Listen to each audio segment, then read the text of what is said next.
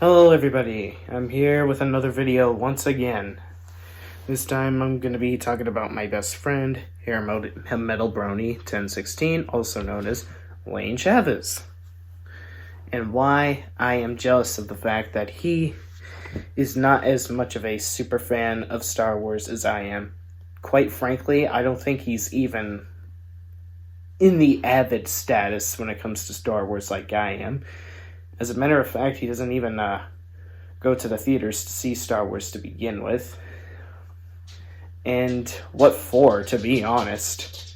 I mean, if I were in his shoes, why would I want to even be subjected to toxicity or harassment all because I just simply like a movie or have a difference of an opinion towards someone else? I mean, it's already bad enough he has to deal with all those Pokemon fuckfaces in the Pokemon families, which, by the way, I'm more casual when it comes to Pokemon. I'm not, like, a super fan of Pokemon. I don't remember every character, remember every episode, remember the whole lore or whatnot, remember everyone's pre-evolution form or what have you. I might try to become avid of it one day. I imagine I would just watch episodes out of curiosity, much like how I did with My Little Pony back in 2012, which transitioned me into a brony. Still am today, despite the fact that I'm not talking about it often as of late, because I've been busy with other stuff. Also have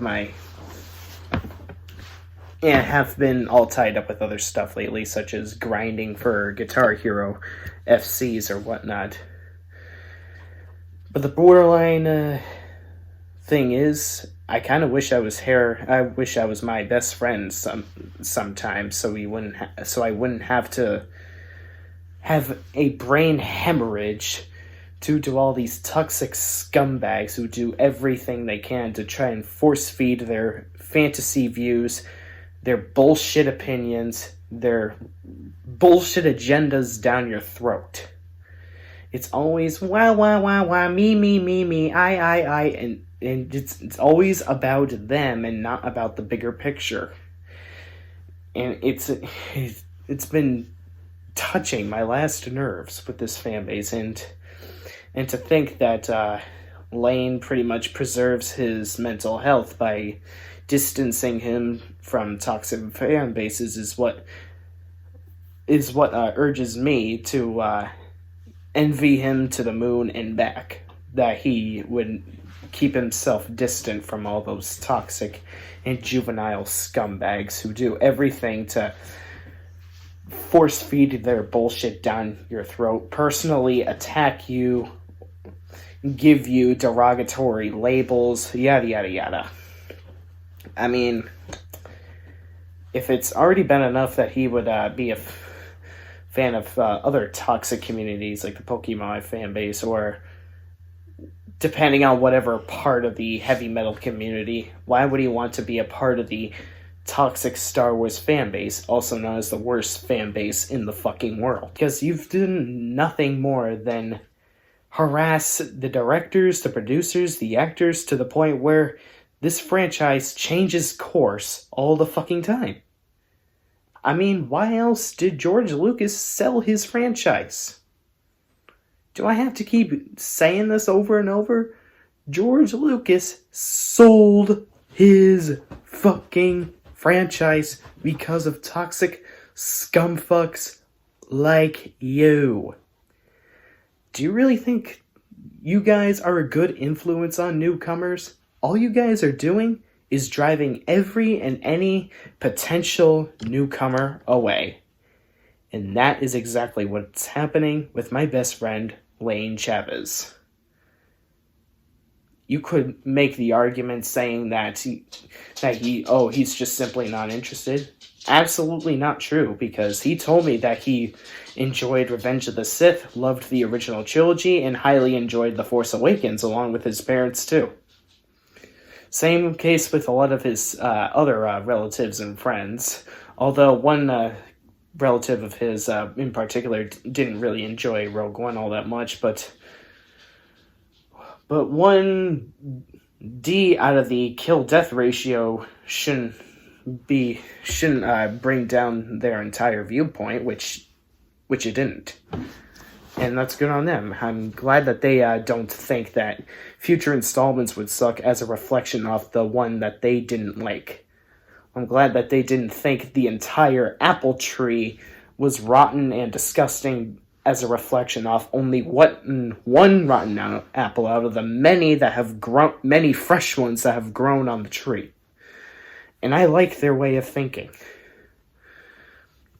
Besides, the only way Lane ever watches Star Wars movies is if I send the Blu-ray copies to him so he could watch them, enjoy them with whoever's accompanying him.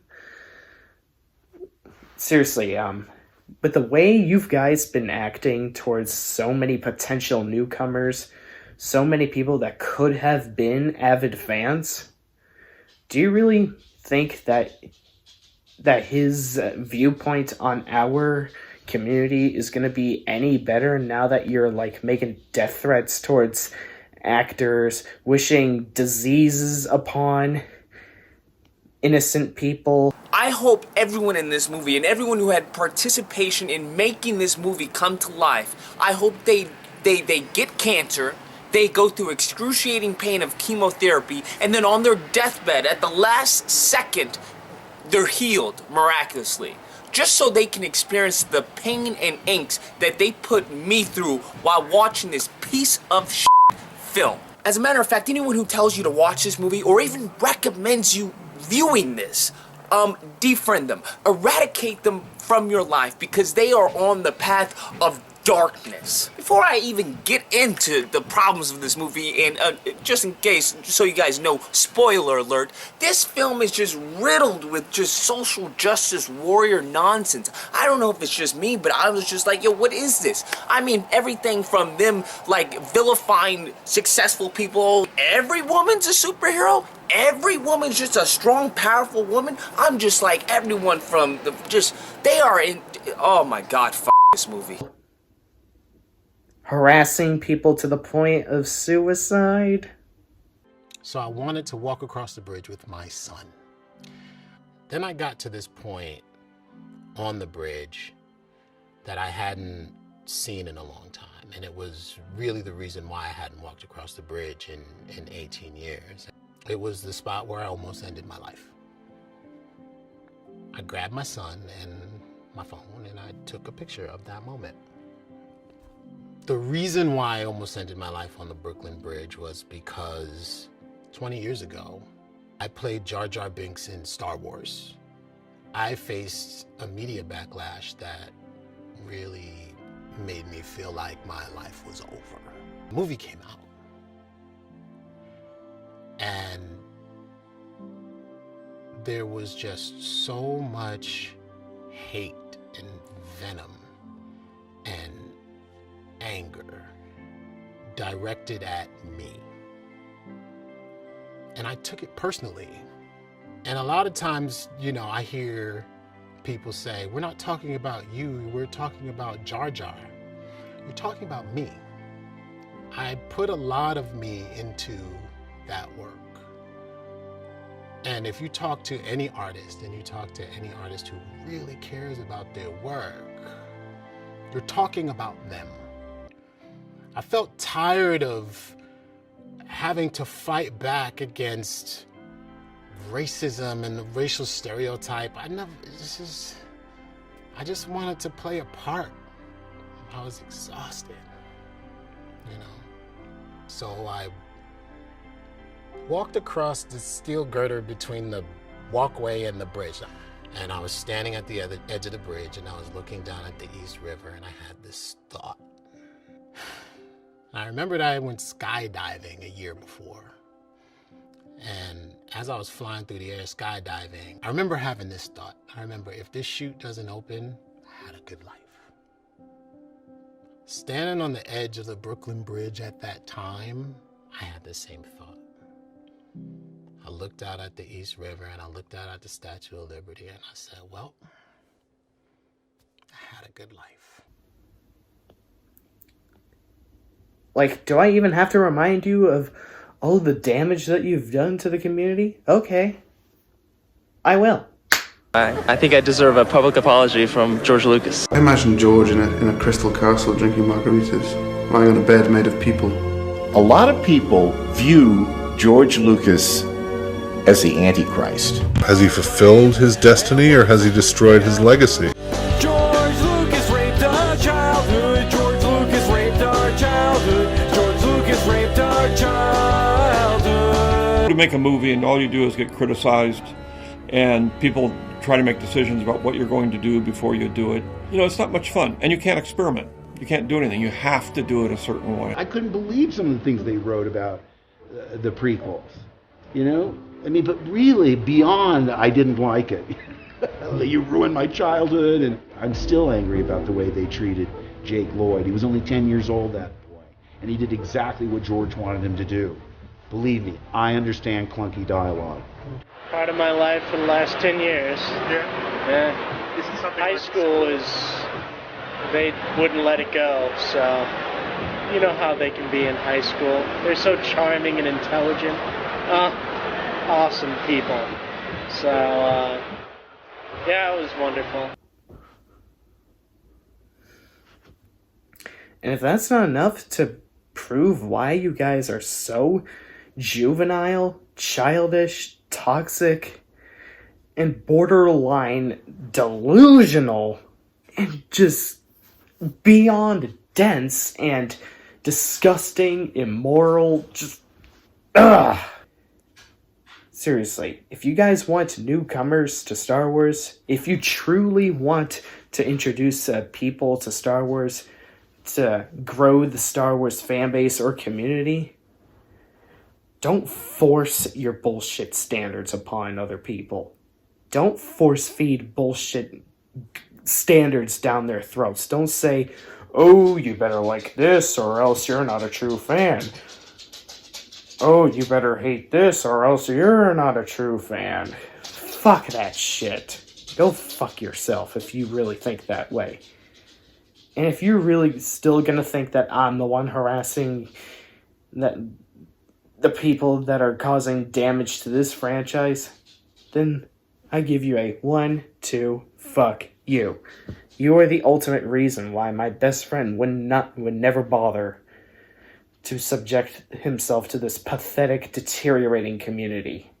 You guys have ruined Star Wars.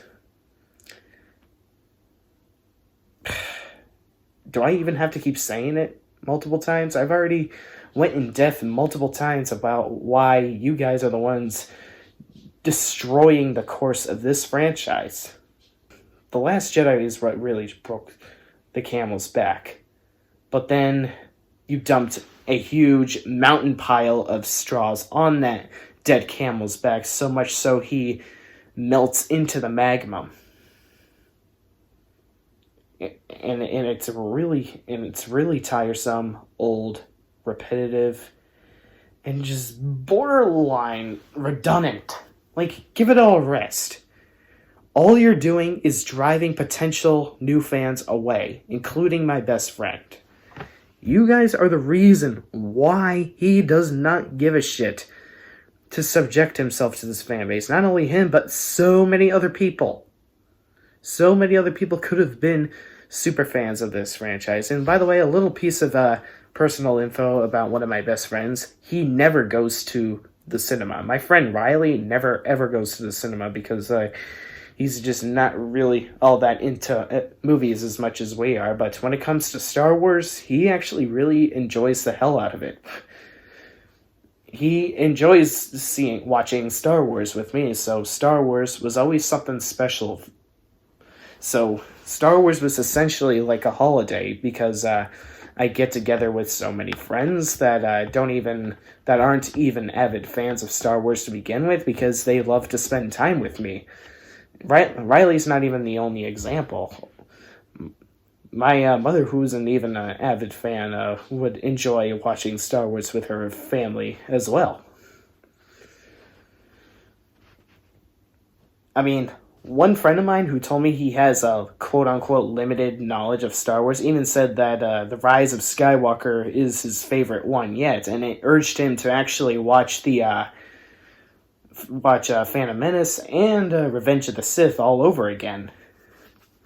And at a later point, Rogue One. Since Star Wars really did lift his spirit to that degree. So yeah, now you guys know why Star Wars was really special to me. And why I was always excited when it would come around. But now that Star Wars is arguably, in a certain metaphor, more toxic than Chernobyl, that just doesn't click well with me at all. And it's honestly kind of saddening that this is what the fan base has deteriorated to. I don't know how many more Star Wars videos I'm going to make, but I'm going to make one. I'm going to keep making them until I get burnt out. So I hope you guys keep enjoying them until I'm completely burnt out of making Star Wars videos. Take care. Have a nice night.